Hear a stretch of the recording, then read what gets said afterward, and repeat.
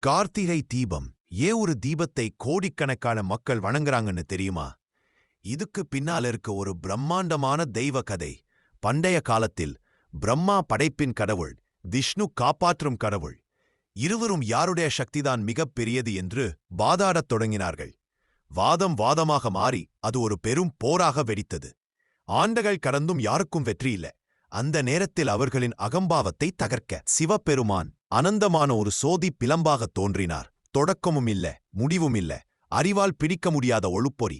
அசரீரி ஒரு சோதனை சொன்னது, இந்த பிலம்பின் அடியையும் முடியையும் கண்டுபிடியுங்கள். விஷ்ணு ஒரு பன்றியாகி கீழ் உலகங்களுக்குள் பாய்ந்தார். பிரம்மா ஒரு அன்னமாகி மேலே வானத்தை கிழித்தார். ஆனா என்ன, எந்த இடத்திலும் முடிவு இல்ல, ஆரம்பம் இல்ல. இருவரும் தோற்றார்கள். சிவமே முழுமுதற் கடவுள் என்பதை அவர்கள் உணர்ந்து தலை குனிந்தார்கள். அந்தச் சோதி பிலம்பை உலகமே காண வேண்டுமென்று வேண்டியபோது சிவபெருமான் கார்த்திகை மாதத்தின் திருக்கார்த்திகை நாளில் அந்த பிரகாசத்தை மனித குலத்துக்கு காட்டினார். அந்த ஒளியின் தத்துவத்தை கொண்டாடுவதே கார்த்திகை விளக்கீடு. ஒளி அறிவை குறிக்கும், அகம்பாவத்தை அழித்து உண்மை நோக்கி நடத்தும் ஒரு ஆன்மீகப் பயணம்.